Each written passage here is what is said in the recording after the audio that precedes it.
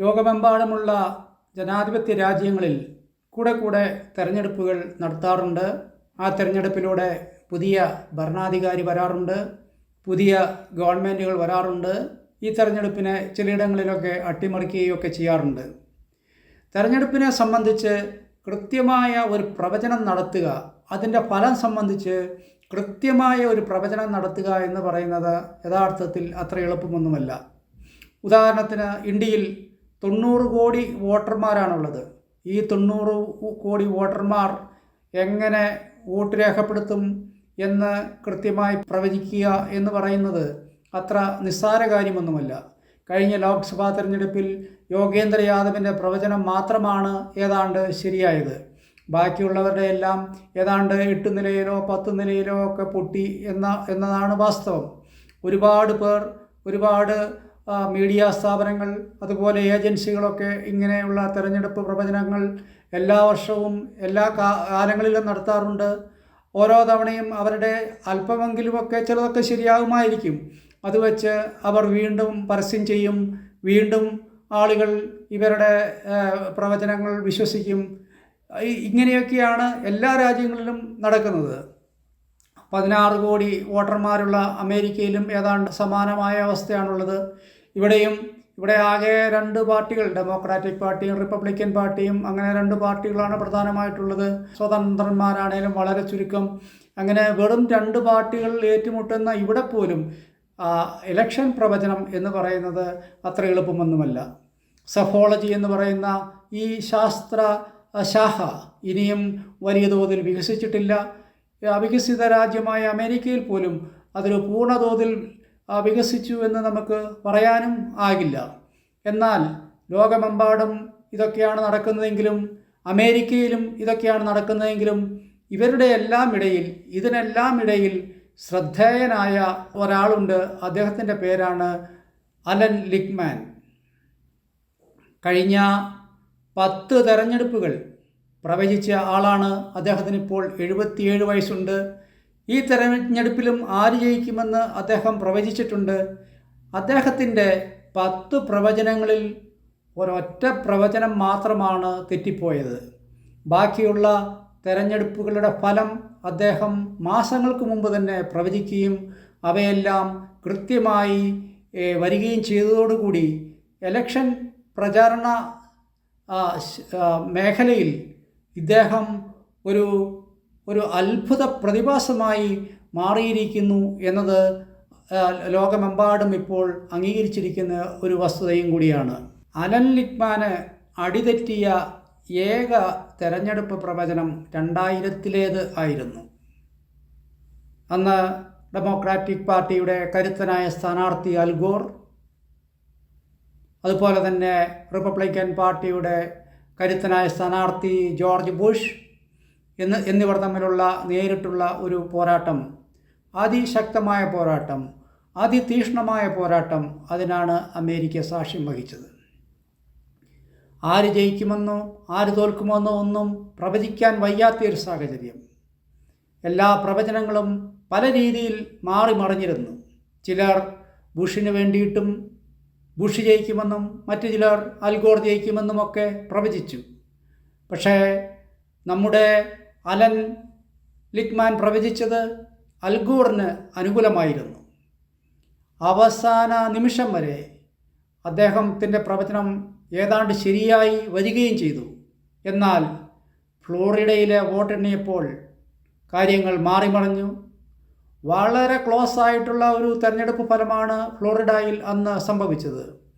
60 ലക്ഷം വോട്ടർമാർ വോട്ട് ചെയ്ത ആ തിരഞ്ഞെടുപ്പിൽ അൽഗോർ 537 വോട്ടിനാണ് തോറ്റത്. 60 ലക്ഷം പേരിൽ 537 വോട്ട് എന്ന് പറയുമ്പോൾ അതെത്ര ശക്തമായിരുന്നു, എത്ര തീക്ഷ്ണമായിരുന്നു എന്ന് നമുക്ക് ഊഹിക്കാവുന്നതല്ലേ ഉള്ളൂ. ആ മത്സരം പ്രവചിക്കുന്നതിൽ മാത്രമാണ് നമ്മളുടെ അലന് പരാജയം സംഭവിച്ചത്. പിന്നീട് ഒരിക്കലും അദ്ദേഹത്തിന് തിരിഞ്ഞു നോക്കേണ്ടി വന്നിട്ടില്ല. കഴിഞ്ഞ തെരഞ്ഞെടുപ്പിലും ജോ ബൈഡൻ്റെ വിജയം പലരും സംശയിച്ചിരുന്ന സാഹചര്യത്തിലും അദ്ദേഹം ജോ ബൈഡൻ വിജയിക്കുമെന്ന് പ്രവചിച്ചു. അത് കൃത്യമായിരുന്നു. അതിൻ്റെ മുമ്പിലത്തെ തെരഞ്ഞെടുപ്പിൽ ട്രംപ് വിജയിക്കുമെന്ന് യഥാർത്ഥത്തിൽ അധികം പേരൊന്നും കരുതിയിരുന്നില്ല.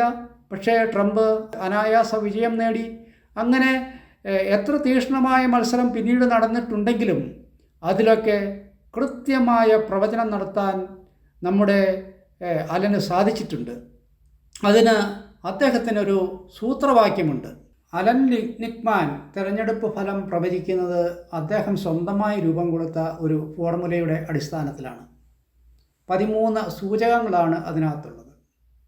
തെരഞ്ഞെടുപ്പ് പ്രവചനത്തിന് വേണ്ടിയിട്ട് അദ്ദേഹം സർവേകൾ നടത്താറില്ല, അദ്ദേഹം രാജ്യമെമ്പാടും സഞ്ചരിക്കാറില്ല, അദ്ദേഹം ഫീൽഡ് സ്റ്റഡി നടത്താറില്ല, ഫീഡ്ബാക്കുകൾ എടുക്കാറില്ല.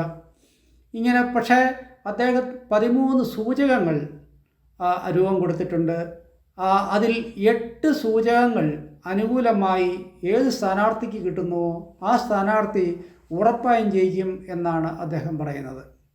കമലാ ഹാരിസിന് അനുകൂലമായി അദ്ദേഹം കണ്ടെത്തിയ സൂചകങ്ങൾ, ആദ്യത്തേത് ഈ പ്രൈമറിയിലെ മത്സരമാണ്. കമലാ ഹാരിസിന് ഏകപക്ഷീയമായി അവർ പ്രൈമറിയിൽ മത്സരമില്ലാതെ തന്നെയാണല്ലോ അമേരിക്കൻ പ്രസിഡന്റ് സ്ഥാനാർത്ഥിയായി മാറിയത്. അതുകൊണ്ട് പാർട്ടിക്കകത്ത് അഭിപ്രായ വ്യത്യാസങ്ങളോ ഭിന്നതകളോ ഒന്നുമില്ല. ഡെമോക്രാറ്റിക് പാർട്ടി ഒരു പാറ പോലെ എല്ലാവരും ഒറ്റക്കെട്ടായി കമലാ ഹാരിസിൻ്റെ പിന്നിൽ ഉറച്ചു നിൽക്കുന്നു. അതുപോലെ ഒരു 3-ാം സ്ഥാനാർത്ഥി മത്സരരംഗത്തില്ല. റോബർട്ട് എഫ് കെന്നഡി മത്സരരംഗത്തുണ്ടായിരുന്നെങ്കിലും അദ്ദേഹം പിന്മാറി.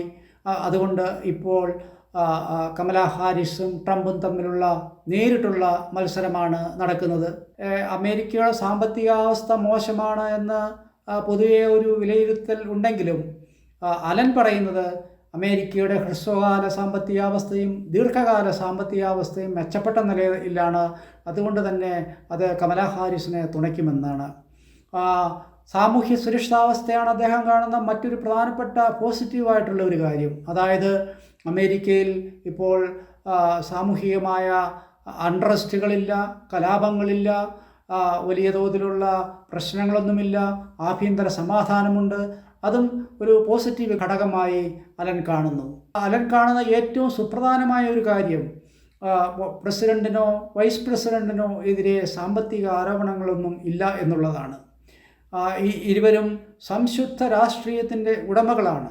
എന്നാൽ അമേരിക്കൻ പ്രസിഡന്റ് ജോ ബൈഡൻ്റെ മകനെതിരെ ചില ആരോപണങ്ങൾ, ശക്തമായ ആരോപണങ്ങൾ തന്നെ ഉയർന്നു വന്നിട്ടുണ്ട്. പക്ഷെങ്കിൽ അതിന് അലൻ പറയുന്ന ന്യായീകരണം, അതിനകത്ത് വലിയ കാര്യമില്ല, കുടുംബാംഗങ്ങളുടെ മേലുള്ള ആരോപണത്തിനകത്ത് വലിയ പ്രസക്തിയൊന്നുമില്ല, പ്രസക്തി ഉണ്ടാകുമായിരുന്നു, ബൈഡനെതിരെ ഇതുപോലെ ഒരു ആരോപണം ഉണ്ടായിരുന്നുവെങ്കിൽ.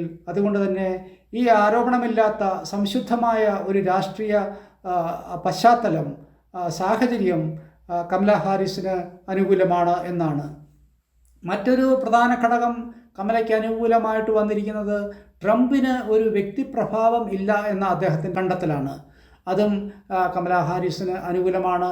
അങ്ങനെ നോക്കുമ്പോൾ അദ്ദേഹത്തിൻ്റെ 13 സൂചികകളിൽ 8 കമലാ ഹാരിസിന് അനുകൂലമായ സാഹചര്യത്തിൽ കമലാ ഹാരിസ് അടുത്ത അമേരിക്കൻ പ്രസിഡന്റ് ആയിരിക്കുമെന്ന് അദ്ദേഹം ഉച്ചസ്ഥൈര്യം തന്നെ പ്രഖ്യാപിക്കുകയുണ്ടായി.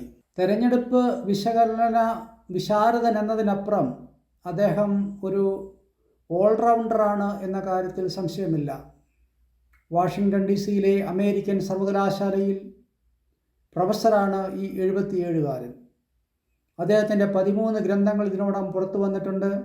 നിരവധി ആനുകാലികങ്ങളിൽ അദ്ദേഹത്തിൻ്റെ ലേഖനങ്ങൾ പതിവാണ്. അതുപോലെ ചാനൽ ചർച്ചകളിൽ അദ്ദേഹത്തിൻ്റെ നിറസാന്നിധ്യമുണ്ട്. അമേരിക്കൻ ഇലക്ഷൻ സംബന്ധിച്ചിട്ടുള്ള എല്ലാ ചർച്ചകളിലും എപ്പോഴും അദ്ദേഹത്തിൻ്റേതായ ആധികാരികമായ ശബ്ദം ഉയർന്നു കേൾക്കാറുണ്ട്. എങ്കിലും അദ്ദേഹത്തെ ഖ്യാതനാക്കിയിരിക്കുന്നത് കീസ് ടു വൈറ്റ് ഹൗസ് എന്ന അദ്ദേഹത്തിൻ്റെ 13 സൂചകങ്ങളാണ്. ഈ 13 സൂചകങ്ങൾ ഉപയോഗിച്ചുകൊണ്ടാണ് അദ്ദേഹം കഴിഞ്ഞ 10 പ്രസിഡന്റ് തെരഞ്ഞെടുപ്പുകൾ പ്രവചിച്ചത്. അതിൽ 9 അദ്ദേഹത്തിന് വിജയം കൈവരിക്കാൻ സാധിച്ചു. 11ാമത്തേത് അദ്ദേഹം പ്രവചിച്ചിരിക്കുകയാണ്. കമലാ ഹാരിസിൻ്റെ വിജയമാണ് അദ്ദേഹം പ്രവചിച്ചിരിക്കുന്നത്. അതുകൂടി യാഥാർത്ഥ്യമായാൽ, അദ്ദേഹത്തിൻ്റെ പ്രവചനം ശരിയായാൽ, 10 അമേരിക്കൻ പ്രസിഡന്റ് തെരഞ്ഞെടുപ്പുകൾ ശരിയായി പ്രവചിച്ച വ്യക്തി എന്ന സർവകാല റെക്കോർഡ് അല്ലെങ്കിൽ അതിൻ്റെ തങ്കത്തിളക്കമാണ് അദ്ദേഹത്തെ കാത്തിരിക്കുന്നത്. അദ്ദേഹം തിരഞ്ഞെടുക്കുമെന്ന് പ്രതീക്ഷിച്ചിരിക്കുന്ന അല്ലെങ്കിൽ പ്രവചിച്ചിരിക്കുന്ന കമലാ ഹാരിസ് ആകട്ടെ അമേരിക്കയിലെ ആദ്യത്തെ വനിതാ പ്രസിഡന്റ് എന്ന ചരിത്ര നേട്ടവും കൈവരിക്കും.